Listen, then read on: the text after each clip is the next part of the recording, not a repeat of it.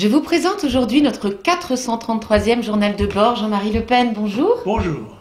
Alors la route de la Grèce étant désormais fermée, les migrants repassent de nouveau par l'Italie via la Libye. Des milliers chaque jour débarquent sur les côtes siciliennes. Les autorités semblent totalement à court de solutions. Que proposeriez-vous, Président ? Écoutez, il ne faut pas que l'arbre nous cache la forêt. Les migrants qui gagnent le continent européen, soit par la Turquie, soit par la Libye ou par le Maghreb, eh bien, ne sont que l'avant-garde d'une armée géante qui se dirige vers nos côtes, par des moyens ou par d'autres. Ce sera le sujet d'ailleurs du discours que je ferai le 1er mai lors de la fête de Jeanne d'Arc. C'est que le phénomène principal, le danger mortel que court le continent européen, c'est l'immigration massive consécutive à l'explosion démographique du monde. Voilà. Donc ces phénomènes qui sont quelquefois tragiques, comme je crois c'est le cas aujourd'hui d'un bateau qui a fait naufrage, ne sont somme toute que des incidents d'un gigantesque problème, beaucoup plus grave, beaucoup plus important, et qui mettent en cause notre avenir et notre liberté, voire même notre existence. Alors le parti du président syrien, le parti Baas, est sorti vainqueur des élections législatives la semaine passée, sous l'œil vigilant d'observateurs de l'ONU, bien entendu. Les ennemis occidentaux de Bachar el-Assad commencent déjà à remettre en cause la légalité de ces élections. Quel est votre avis à ce sujet ? Ils le feront en toutes circonstances. Quand bien même il y aurait un contrôleur à chaque bureau de vote, le résultat en sera contesté par les adversaires systématiques, j'allais dire systémiques, de Bachar el-Assad. Bachar el-Assad a organisé une consultation populaire dans les territoires qu'il contrôle, bien évidemment. Il ne peut pas aller faire des élections dans le territoire contrôlé par Daesh, ou par Al-Qaïda, ou par Al-Nosra, etc. Bon, par conséquent, Al-Nosra, pardon.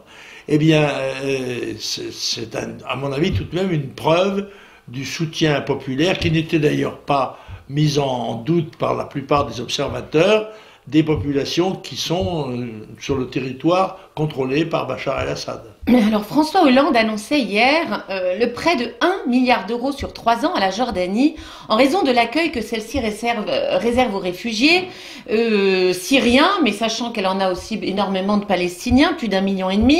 Comment François Hollande compte-t-il réunir ces fonds ? Le bon papa François voyage, et pour fêter en don de joyeux avènements, quand il arrive, il promet des crédits qu'il n'a pas bien sûr, mais qu'il lui suffira d'emprunter. Nous avons 2100 milliards de dettes, alors quelques dizaines de plus, ça ne se verra pas, ça ne comptera pas, et donc par conséquent, M. Hollande peut faire le généreux sur l'ensemble de la planète. Oui, parce que cette fois, pas plus tard qu'hier, c'est à la Tunisie que de nouveau le président français promettait 1 milliard d'euros toujours, mais c'est sur 5 ans cette fois-ci, afin de l'aider, je cite, à régler ses troubles sociaux et économiques. Et pourquoi pas ? Est-ce un délire ? Et s'il s'occupait de ses affaires ? Et s'il s'occupait de faire quelques économies pour alléger la charge fiscale qui étouffe l'économie française et l'empêche de se développer ? Mais ça, c'est un vœu pieux, malheureusement, qui n'a pas beaucoup de chance d'être, comment dirais-je, exaucé. Alors, à Mayotte, eh bien, depuis plusieurs semaines, l'endroit est en proie à de violences terribles, surtout des violences ethniques. Une véritable chasse aux Blancs, totalement passée sous silence par nos médias nationaux. Pour quelles raisons ? Écoutez, Mayotte a été décrété département français, je crois que c'est par M. Sarkozy, me semble-t-il, n'est-ce pas ? Là aussi, c'est la générosité présidentielle qui agit selon le bon vouloir qu'on prêtait autrefois à Louis XIV. Et nos présidents de la République se prennent pour lui, semble-t-il, et font les généreux. Or, Mayotte est une des îles qui est actuellement la seule à avoir un statut français, puisque les Comores sont indépendantes, et on assiste à un transfert de population des Comores vers Mayotte, qui a un statut social évidemment bien plus avantageux. Et je ne crois pas que nous soyons en mesure, dans l'avenir, de maîtriser la situation dans ce département qu'on pourrait peut-être rendre à son indépendance. Alors, une affiche de la CGT scandalise les syndicats de police. En effet, celle-ci accuse clairement les forces de l'ordre de violences sanglantes à l'encontre des manifestants de Nuit debout. Il me semble que si violence policière il y a eu, cela remonte à la manif pour tous, non? Oui, et puis enfin écoutez, les violences policières telles que nous avons vues ne sont pas comparables aux agressions dont sont l'objet les forces de l'ordre, les policiers, par des bandes de casseurs qui agissent systématiquement contre la police, avec tous les moyens à leur disposition, les pavés, les cocktails Molotov, les boulons, etc. Or, ce qui est tout à fait étonnant, et là vous citez tout à l'heure le cas de la manif pour tous, n'est-ce pas, du mariage pour tous, Oui. On faisait à ce moment-là des centaines d'arrestations. Il est vrai qu'on avait affaire à des manifestants pacifiques, par conséquent, il n'y avait pas trop de risques, mais on est tout à fait étonné de voir que après des nuits de manifestations violentes, on n'a que quelques arrestations qui sont faites par la police. Alors, est-ce que c'est une consigne du ministre de l'Intérieur? Est-ce qu'on craint par-dessus tout l'envenimement de la situation? C'est ce que je crois correspond à la vérité. En fait, l'État ne maintient pas là l'ordre et ne soutient pas ces forces de l'ordre comme il devrait le faire, en sanctionnant extrêmement sévèrement et en mettant hors d'état de nuire les hordes, on peut dire, de professionnels de la subversion de rue que sont aujourd'hui un certain nombre de centaines de manifestants d'extrême gauche. Oui, c'est ça. Donc, on se posait la question, qui sont ces gens qui manifestent en saccageant tout, en toute impunité, en plein état d'urgence, sachant que Manuel Valls annonçait il y a 2 jours que l'état d'urgence était prolongé de 2 mois. Il se fait sit qui prodeste, dit le proverbe latin, c'est fait par ceux à qui ça profite. Merci pour cette réponse. Alors, un député socialiste, quant à lui, veut suspendre les avantages des anciens présidents de la République, qui coûtent environ 10 millions d'euros par an, aux contribuables, bien entendu. Vous, qu'en pensez-vous? Oui, c'est une mesure symbolique et un peu démagogique. Je pense que, d'ailleurs, j'ai entendu ce matin M. Debré qui disait qu'il avait cessé de verser son indemnité à M. Chirac, je crois, oui, qui n'assiste plus aux réunions du Conseil constitutionnel. Bon, ce sont là des petites mesures d'économie, mais il n'y a pas de petites mesures. Après tout, chaque fois qu'on peut faire une économie, il faut la faire, mais il en est tant d'autres que le pouvoir pourrait faire dans sa politique d'assistance généralisée, que je crois que c'est une goutte d'eau dans l'océan. Lors de son déplacement avant-hier en Égypte, François Hollande faisait référence à sa popularité. Sa popularité, donc, demandant aux journalistes qui l'interrogeaient de prier pour lui. Sa situation est-elle si dramatique qu'il en ait besoin? Mon Dieu, mais écoutez, j'avais fait cette réaction un jour quand je ne me rappelle plus, c'était le secrétaire général du Parti communiste qui a dit « Mon Dieu », j'ai dit « Arrêtez tout, arrêtez tout ». Nous avons un secrétaire du Parti communiste qui croit en Dieu.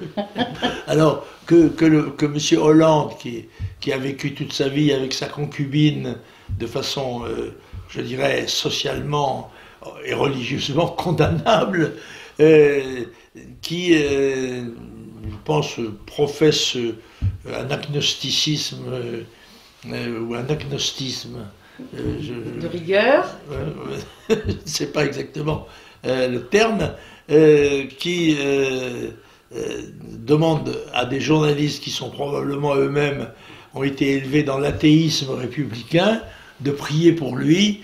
Écoutez, c'est une innovation exceptionnelle. Après tout, il est peut-être sur la voie de la rédemption avant même d'avoir subi la passion.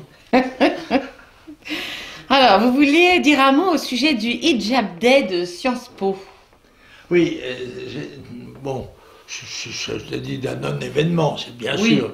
oui. Enfin, qu'un certain nombre d'étudiantes croient malin de se donner en spectacle en se voilant et dans un hijab day destiné, paraît-il, à critiquer les critiques qui sont faites justement au port du voile.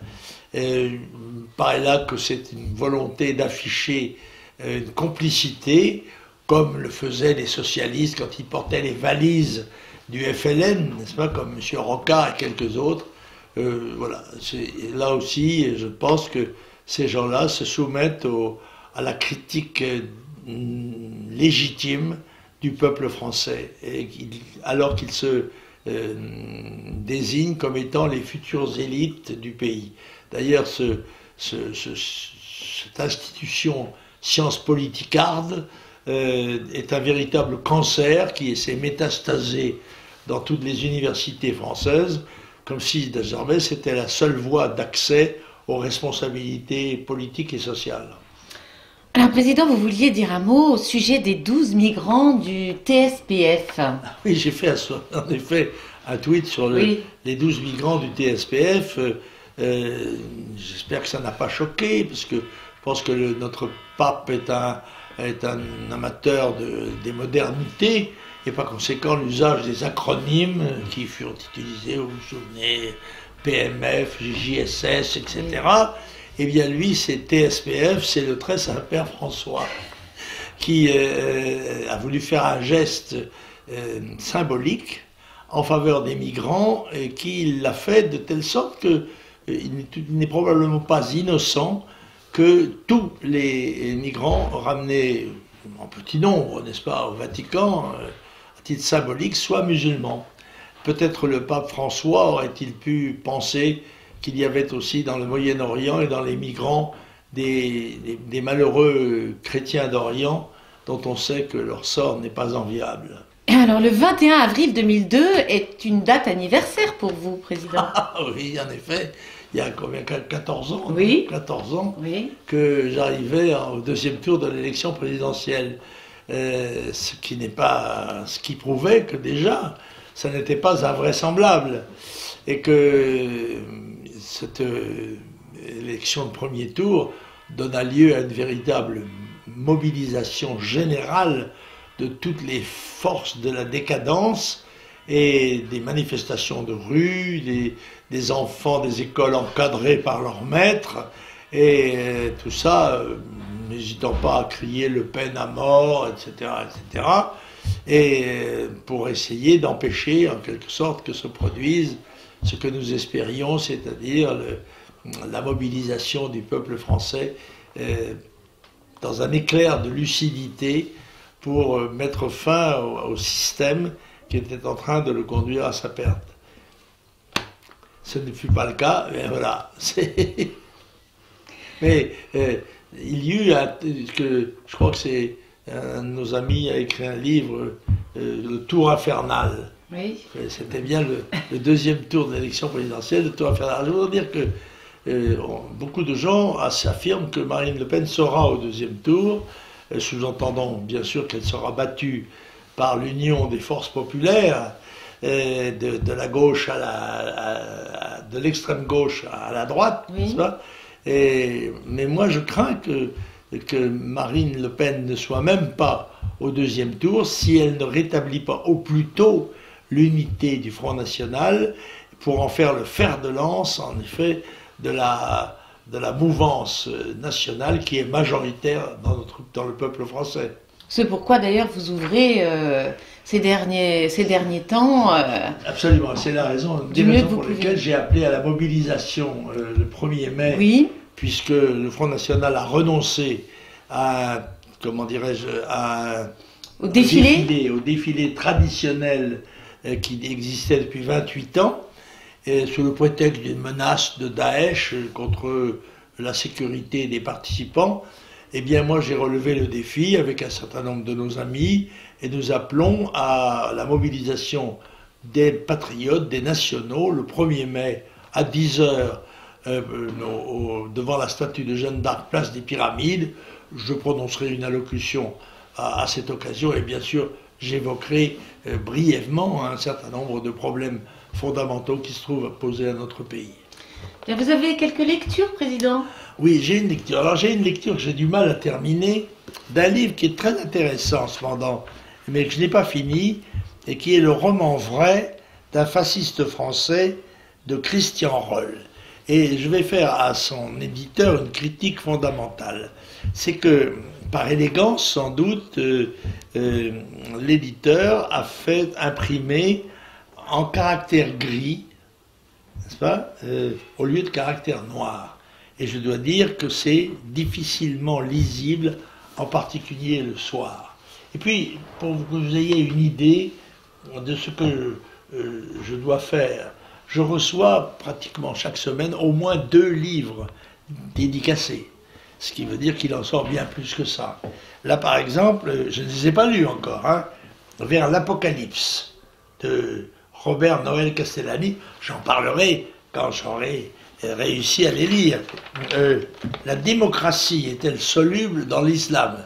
Un problème passionnant au CNRS édition, n'est-ce pas, de Abdellah Hamoudi, Denis Bochart et Rémi Levaux.